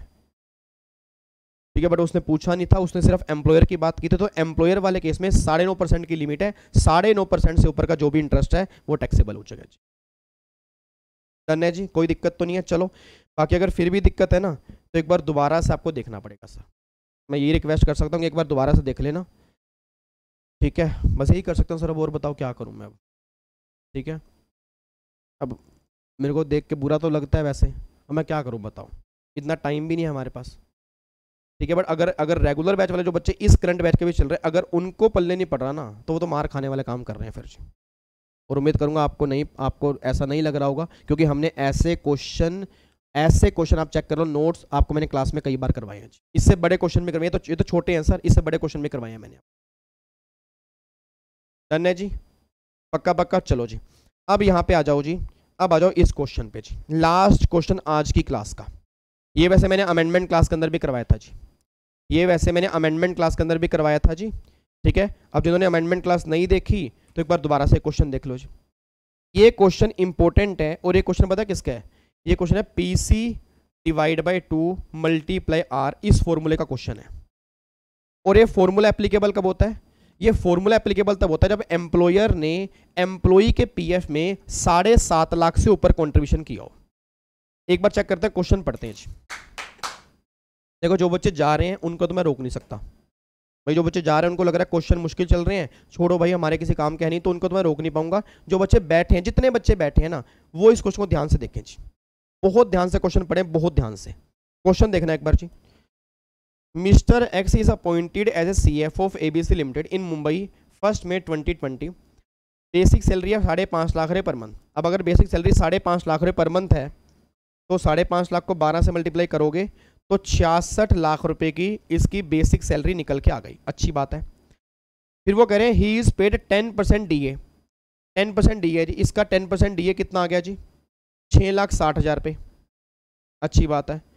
तो टोटल आ गया 66 लाख, अगर मैं इसमें जोड़ दूंगा तो 72,60,000 रुपये ये आपका निकल के आ गया, 72,60,000 रुपये। डन है जी। फिर वो कह रहे हैं he contribute 11% of his pay and DA, मतलब बेसिक प्लस जो DA है उसका टोटल करके उसने 11% कंट्रीब्यूशन किया, और एम्प्लॉयर ने भी सेम कंट्रीब्यूट किया, मतलब एम्प्लॉयर एम्प्लॉय दोनों ने सेम कंट्रीब्यूशन किया। तो इसका 11% अगर मैं निकालूंगा तो यार है 7,98,600 रुपये। इतना ही एम्प्लॉय ने किया, इतना ही एम्प्लॉयर ने किया जी। हमें पता क्या निकालना है, हमें निकालना है इंटरेस्ट, हमें निकालना है इंटरेस्ट कि एम्प्लॉयर के कंट्रीब्यूशन पे जो इंटरेस्ट होगा उसका ट्रीटमेंट क्या होगा, बस हमें वो निकालना है जी। अब एक बात में सोच के बताओ जी, एक बात सोच के बताओ, अब अगर मान लो एम्प्लॉयर ने इतना कंट्रीब्यूशन किया, अगर एम्प्लॉयर ने इतना कंट्रीब्यूशन किया, क्या ये कंट्रीब्यूशन 11% है या कितना है, एक बार पढ़ना है कितना लिखा हो, 11% लिखा हुआ है ना, तो क्या ये कंट्रीब्यूशन 12% तक है या नहीं है। हेलो रोहित, क्या नाम है, अमन, संतोष, क्या नाम है, दिशा कह रही है सर क्रक्स बता दो। दिशा क्रक्स पे आएंगे, अभी रुको, पहले क्रक्स बताएंगे। कई बच्चे तो बस ये कह रहे हैं सर क्रक्स बता दिया करो, क्रक्स से हमारा काम हो जाएगा। कुछ काम नहीं होगा क्रक्स से। वो जमाने अब चले गए सर, वो जमाने अब चले गए। पढ़ना पड़ेगा आपको, पढ़ना पड़ेगा, मैं सही बता रहा हूँ, पढ़ना पड़ेगा। और अगर नहीं पढ़ोगे तो दिक्कत आएगी बहुत ज़्यादा। तभी मैं कह रहा हूँ कि डेली 1 घंटा लगा दिया करो, कुछ ना कुछ दिमाग में जाएगा ना, कुछ तो जाएगा। अच्छी बातें ही हो रही है, बुरी बातें तो नहीं हो रही ना। कई बच्चे वो 1 घंटा लगा नहीं पा रहे। पहली क्लास जब मेरी रिवीजन क्लास हुई थी 750 बच्चा लाइव था। उसके बाद जब रिवीजन क्लास हो रही है 250-300 बच्चा लाइव है। आप खुद देख लो क्या बच्चा पढ़ने की ओर कर रहा है। मतलब टीचर पूरी जान लगा के पढ़ाने को तैयार है और बच्चा कह रहा है ऐसे की तैसी टीचर की। अरे छोड़ ना यार, विवेक सर की तो हर बार की आदत है, स्टूडेंट दरबार लेके आ रहते हैं। पता नहीं इतने वेले इंसान हैं, इनको घर में कोई काम वाम नहीं है क्या? काम है, मुझे बहुत काम है सर, बट इस आप जो आपकी सक्सेस है ना, उससे बड़ा कोई काम नहीं है। बट आप अपनी इंपॉर्टेंस नहीं समझ पा रहे जितनी मैं आपकी इंपॉर्टेंस समझ पा रहा हूं, क्योंकि मुझे पता है कि आपके पेरेंट्स के दिल पे क्या गुजर रही है।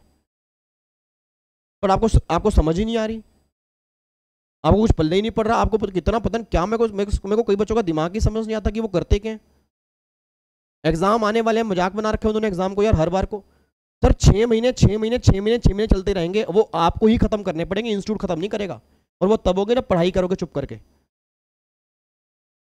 ठीक है ना। आधे बच्चे तो मेरे को लग रहा है कि बस इसके मतलब सीएस के अंदर घुस चुके हैं, उनको समझ नहीं आ रहा कि वो क्या करें। वो पढ़ना तो पड़ेगा भाई साहब, किसी फील्ड में जाओगे पढ़ना पड़ेगा, बात खत्म होती है। नहीं पढ़ोगे तो एग्जाम नहीं आएंगे, बात खत्म। समझ आ रही है मेरी बात? इधर बताओ मुझे, फटाफट से आंसर दो। एक बात में सोच के बताओ, उसने कंट्रीब्यूट कितना किया? 12% तक किया। अब 12% तक कंट्रीब्यूशन वैसे एग्जम्प्ट होता है। याद करो आरपीएफ में क्या था कि अगर एम्प्लॉयर ने एम्प्लॉय के आरपीएफ में कंट्रीब्यूशन किया तो 12% तक एग्जम्प्ट है। बट 12% तक भी टैक्सेबल हो जाएगा अगर वो कंट्रीब्यूशन 7.5 लाख से ऊपर है। अब यहां पे कंट्रीब्यूशन कितना है जी? 7,98,600। इतना बता दो 7.5 लाख से कितना ऊपर है सर? क्योंकि जो एम्प्लॉयर ने कंट्रीब्यूशन किया अगर वो 12% तक है बट 7.5 लाख से ऊपर है तो वो टैक्सेबल है। तो यहाँ पे कितने हैं? 7,98,600 है ना, तो 7.5 लाख से कितना ऊपर है जी? 48,600। अब इस 48,600 पे जो भी इंटरेस्ट आएगा वो इंटरेस्ट एम्प्लॉय के हाथ में टैक्सेबल है। अब मेन क्या निकल के आ रहा है कि जो कंट्रीब्यूशन 7.5 लाख से ऊपर है उसके इंटरेस्ट निकालने का फॉर्मूला क्या है? मतलब इसका जो 48,600 का जो इंटरेस्ट निकालना उसका फॉर्मूला क्या है? तो गवर्नमेंट कह रही फॉर्मूला बिल्कुल सिंपल है, PC divide by 2 multiply R. अभी पीसी का मतलब क्या है जी? पीसी का मतलब है जितना कंट्रीब्यूशन 7.5 लाख से ऊपर है उसका एवरेज। इस क्वेश्चन में कितना कंट्रीब्यूशन 7.5 लाख से ऊपर है? 48,600। तो 48,600 का ना पहले आप निकाल लो एवरेज डिवाइड बाय 2 करके, ये आ गया 24,300 रुपए। ये मेरा पीसी डिवाइड बाय 2 आ गया जी। अब इसको मल्टीप्लाई करना है किससे? आर से। आर का मतलब क्या होता है? आई, बोलो बोलो बोलो, बिल्कुल सही बोल रहे हो, आई डिवाइड बाय एफ एवरेज। अब बच्चा कह रहा है सर ये क्या बला है I divide by F average? I का मतलब है जो आपने इनकम कमाई पूरे साल में, जो आपने इनकम कमाई पूरे साल में, जो इससे हमने पिछले वाले क्वेश्चन में किया। आई रेट कैसे निकाला हमने पिछले वाले क्वेश्चन में? हेलो भैया, पिछले वाले क्वेश्चन में रेट कैसे निकाला? जो भी हमने इसे लास्ट वाला क्वेश्चन के उसमें रेट कैसे निकाला? इंटरेस्ट निकाल दिया और एवरेज से डिवाइड किया ना, तभी तो रेट आया। वही सेम बात कह रहे हैं। मतलब वो कह रहे हैं कि भाई साहब आपको ये तो पता है कि 7.5 लाख से ऊपर कितना है, बट उसको मल्टीप्लाई एक रेट से करोगे ना तो रेट निकालो कितना रेट है। रेट कैसे निकालेंगे? I divide by F average. I का मतलब जो भी आपने इनकम कमाई होगी उस इनकम को कितनी इन्वेस्टमेंट में कमाया, एक रेट निकाल लो। अब एक बार क्वेश्चन पढ़ना। वो कह रहे हैं एक्यूमुलेटेड बैलेंस इन आरपीएफ, ओपनिंग बैलेंस दिया हुआ है, क्लोजिंग दिया हुआ है। कमाल की बात कर दी। ओपनिंग 15,35,000 पे, क्लोजिंग है 33,55,000 रुपये। अब अपने आप बोल दो ओपनिंग से क्लोजिंग पर कैसे पहुंचोगे? शाबाश शाबाश शाबाश, बस बस बस बस बस, खत्म है जी, क्लास खत्म है जी, बस बस 5-7 मिनट की बात हो रह गई जी। शाबाश यार, बहुत साथ दे दिया आपने, कमाल कर दिया जी आपने। ओपनिंग से क्लोजिंग पे जाने कैसे जाओगे जी? ओपनिंग से क्लोजिंग पे जाने के लिए क्या करेंगे? ओपनिंग प्लस में एम्प्लॉयर कॉन्ट्रीब्यूशन प्लस में एम्प्लॉय कॉन्ट्रीब्यूशन प्लस में इंटरेस्ट, तो क्लोजिंग बैलेंस आएगा। अब सोच के बोला क्वेश्चन में एम्प्लॉयर कॉन्ट्रीब्यूशन दिया हुआ है, क्वेश्चन में एम्प्लॉय कॉन्ट्रीब्यूशन दिया हुआ है, क्लोजिंग बैलेंस दिया हुआ है, तो क्या इंटरेस्ट निकाल नहीं पाओगे? इंटरेस्ट अभी तो हमने निकालना सीखा है। तो एक बात बताना मुझे, ओपनिंग बैलेंस है 15,35,000 पे, एम्प्लॉयर ने कॉन्ट्रीब्यूट किया 7,98,600, एम्प्लॉई ने भी कितना कॉन्ट्रीब्यूट किया? 7,98,600 सेम, और क्लोजिंग बैलेंस उसने दिया हुआ है 33,55,000। तो अपने आप बोल देना 33,55,000 में से अगर मैं ओपनिंग बैलेंस माइनस कर दूं, दोनों का इंटरेस्ट माइनस कर दूं, तो भगवान झूठ ना बुलवाए 2,22,800 रुपए का ये इंटरेस्ट मेरा बैलेंस आ गया। बताओ इसमें क्या दिक्कत है? ये मेरा आई निकल के आ गया ना, आई मेरा निकल के आ गया ना सर, आई निकाल दिया ना मैंने। आई कैसे निकाला, ओपनिंग बैलेंस प्लस में एम्प्लॉयर कंट्रीब्यूशन प्लस में एम्प्लॉय कंट्रीब्यूशन और क्लोजिंग बैलेंस हमें दिया हुआ है, तो क्लोजिंग में से सब माइनस कर दोगे तो ऑटोमेटिकली मेरा यहाँ पे क्या निकल के आ गया, ये मेरा इंटरेस्ट निकल के आ गया 2,22,800 रुपये, ये मेरा इंटरेस्ट आ गया। सर अब इसका रेट कैसे निकालोगे, तो सिंपल सी बात है, आई मेरा 2,22,800 है, अब ये ओपनिंग बैलेंस मेरा 1535 है, क्लोजिंग मेरा 3355 है, इसका एवरेज निकाल लो, 1535 प्लस में 3355, तो 1535 प्लस में 3355 डिवाइड बाय 2, ये आ गया 24,45,000। तो आपने ये जो इंटरेस्ट कमाया है वो 2445 पे कमाया है, तो 2,22,800 डिवाइड बाय 24,45,000, तो ये रेट आ गया 9.11% आ गया जी, ये रेट आ गया 9.11%। अब सोच के बोलना, देखो 9.5% तक है रेट, 9.5% तक है, बट फिर भी टैक्सेबल करेंगे, रीजन बिंग क्योंकि कंट्रीब्यूशन 7.5 लाख से ज़्यादा है। अब देखो पीसी डिवाइड बाय 2 हमने कितना निकाला था, 48,600, ये पीसी है ना सर, 798,600 है, तो 7.5 लाख से कितना ऊपर है, 48,600 डिवाइड बाय 2 मल्टीप्लाई कितना आ गया, 9.11% आ गया जी। तो अगर आप चेक करोगे 48,600 डिवाइड बाय 2, 24,300 का 9.11% आएगा, 2211 रुपये कुछ आ रहा है, 2211 रुपये 80 पैसे। तो आप चेक कर लो इसका आंसर, ये देखो ये रहा 2211 रुपये आंसर निकल के आ गया जी।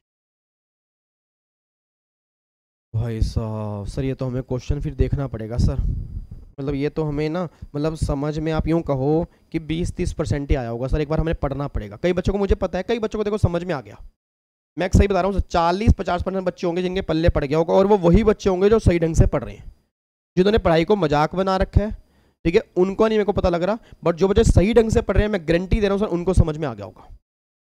एक बार फिर भी, क्योंकि मेरे लिए सारी फैमिली प्यारी है, मेरे लिए सारे के सारे बच्चे प्यारे हैं, मैं फिर भी सबके लिए एक बार फिर लास्ट टाइम मैं कोशिश करता हूं कि आपको समझ में आए समझाने की। उसके बाद फिर अगली क्लास जब हमारी होगी उसमें हम परक्विजिट की रिवीजन स्टार्ट कर देंगे सर, ठीक है। क्वेश्चन आज हमने पीएफ वाले कर लिए, नेक्स्ट क्लास में हम परक्विजिट की रिवीजन स्टार्ट करेंगे। नेक्स्ट क्लास मतलब आज हमारा क्या है, फ्राइडे, आज हमारा क्या है, थर्सडे है ना आज हमारा, तो नेक्स्ट क्लास होगी हमारी सैटरडे को, तो फिर संडे को हम करेंगे एमसीक्यूज, और संडे को एमसीक्यूज करेंगे सिर्फ सैलरी के, क्योंकि मुझे पता है कि आपको सैलरी के एमसीक्यूज चाहिए अच्छे खासे, तो संडे को सिर्फ हम सैलरी वाले एमसीक्यूज ही करेंगे, ताकि आपको सैलरी वाले एमसीक्यूज में कॉन्फिडेंस बिल्डअप हो कि यस सर हम कर पा रहे हैं, ठीक है जी। चलो अब एक बार लास्ट टाइम बता रहा हूँ, पूरी क्लास यहाँ पे ध्यान दे, देखो जी यहाँ पे क्वेश्चन क्या है, 5.5 लाख रुपए सैलरी थी, पूरे साल में 66 लाख रुपए होगी, 10% 6,60,000 रुपये, सैलरी होगी 72,60,000 रुपये, 11% कॉन्ट्रीब्यूशन किया एम्प्लॉय दोनों ने, तो एम्प्लॉय वाले का हमें चेक नहीं करना, एम्प्लॉयर वाले का देखना है कि कितना हो गया जी, 7,98,600। वैसे वो 12% तक है, 12% तक एग्जाम्प्ट होता है, बट अगर वो 7.5 लाख से ऊपर है तो वो टैक्सेबल है, 7.5 लाख से कितना ऊपर है, 48,600, तो उसका इंटरेस्ट भी टैक्सेबल होगा। वो कैसे निकालेंगे, PC divide by 2 multiply R. PC का मतलब क्या होता है, जो कॉन्ट्रीब्यूशन 7.5 लाख से ऊपर उसको पीसी कहते हैं। 7.5 लाख से ऊपर कितना, 48,600, उसका एवरेज निकाल लो, डिवाइड बाय 2, 24,300 रुपये निकल के आ गया, मल्टीप्लाई आर। आर मतलब एक रेट कैसे निकल के आएगा, I divide by F average. I का मतलब इनकम है, एफ एवरेज मतलब opening balance of fund plus में closing balance of fund divide by 2। अब वो आई कैसे निकालेंगे, क्वेश्चन में दिया ही नहीं हुआ, बट क्वेश्चन में नहीं दिया हम निकाल सकते हैं, क्यों, क्योंकि ओपनिंग बैलेंस पता है, एम्प्लॉयर कंट्रीब्यूशन पता है, एम्प्लॉय कंट्रीब्यूशन पता है, क्लोजिंग बैलेंस पता है, तो क्लोजिंग में से वो सारा माइनस करके जो बैलेंस आएगा वो इंटरेस्ट ही तो होगा।